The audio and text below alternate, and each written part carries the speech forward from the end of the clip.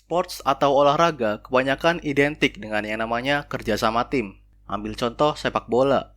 Olahraga di mana 11 pemain harus saling bekerja sama, mengepur bola satu sama lain buat menyerang pertahanan lawan dan mencetak gol.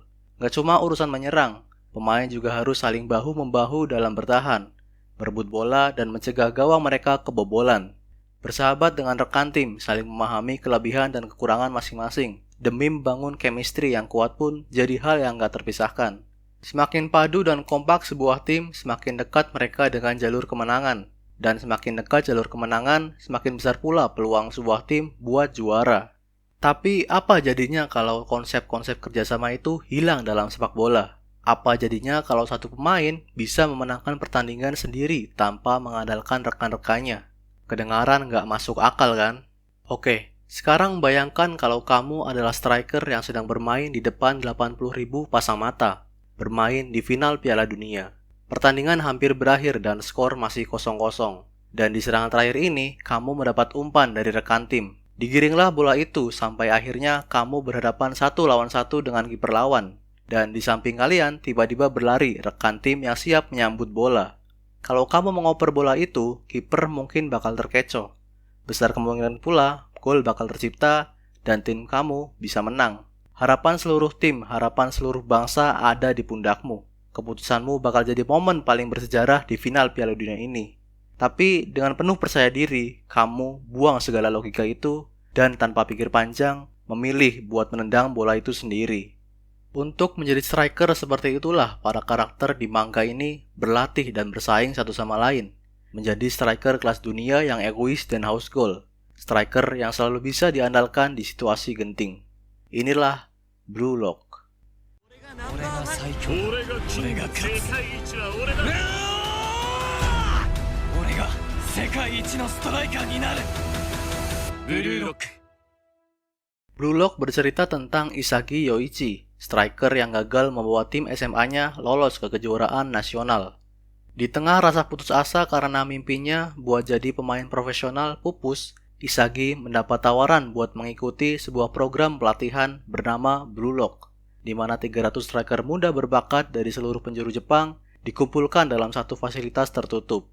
Di sana, mereka akan menjalani berbagai pelatihan keras dan bertanding satu sama lain.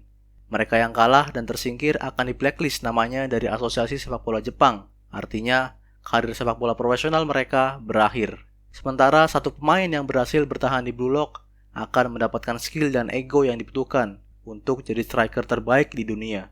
Striker yang sanggup membawa timnas Jepang menjuarai Piala Dunia.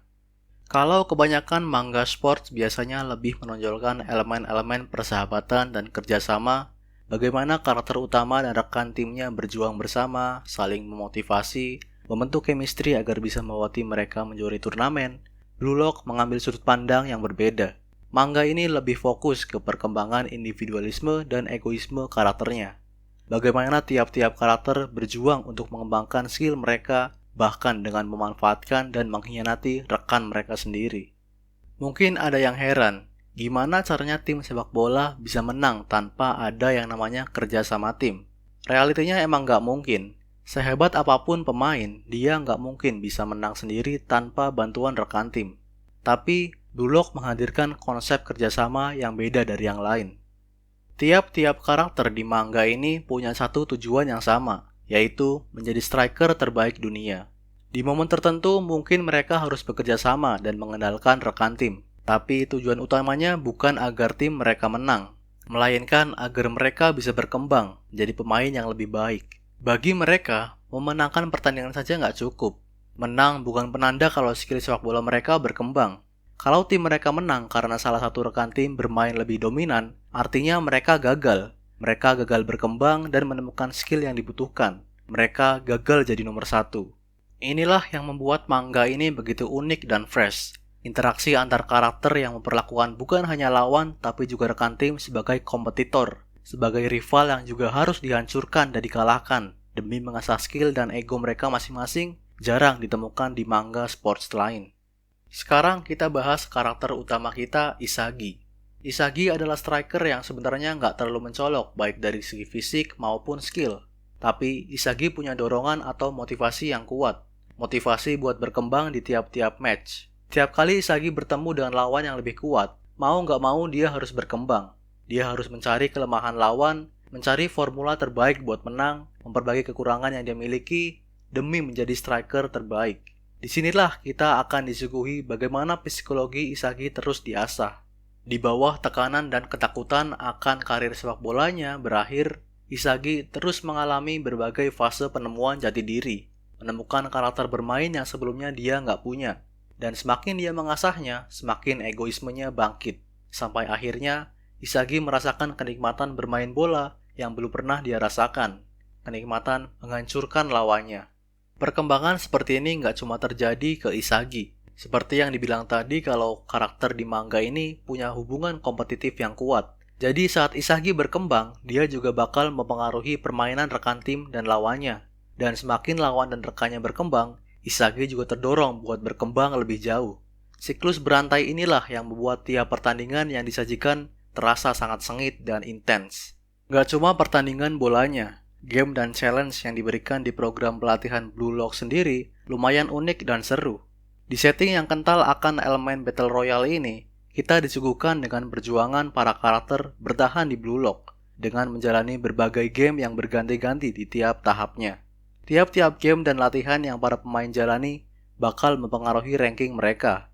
Yang menarik adalah bagaimana ranking di sini nggak cuma menentukan siapa yang bakal tersingkir, tapi juga fasilitas berlatih bahkan menumakan tiap-tiap pemainnya. Yap, makin tinggi ranking pemain, makin berkualitas menu makan yang dia dapat. Contohnya Isagi yang punya ranking rendah dan harus pasrah dengan menu natto setiap harinya. Aspek kecil ini semakin memperkuat aroma survival di manga ini. Aspek lain yang buat manga ini begitu enak dibaca adalah art yang benar-benar memanjakan mata. Benar-benar memanjakan mata. Dari desain karakter-karakternya yang beragam dan kerasa feel shonennya, sampai penggambaran ekspresinya yang intens di momen-momen tertentu, makin menambah aroma psikologikal yang lumayan kuat di manga ini. Nggak ketinggalan komposisi halaman yang indah dan enak dilihat, membuat tiap adegan yang dibawakan terasa lebih seru dan keren. Manga ini recommended banget buat dibaca selama kalian bisa memaklumi beberapa aspek yang bisa dibilang agak lebay, terutama aspek sepak bola yang nggak serealistis beberapa manga bola lain kayak Giant Killing, Biblues, atau Aoashi. Well, namanya juga manga shonen sih. Kalau Kuroko aja bisa populer dengan segala superpowernya, nggak bakal heran kalau Blue Lock bisa jadi judul manga sports populer selanjutnya. Terutama kalau dapat adaptasi anime. Itu aja review manga Blue Lock dari Reko Manga. Kalau kalian punya unek-unek atau opini soal manga ini, silahkan tulis di kolom komentar. Nantikan rekomendasi dan review manga lain dari Reko Manga. Jangan lupa subscribe, selamat membaca, dan sampai jumpa.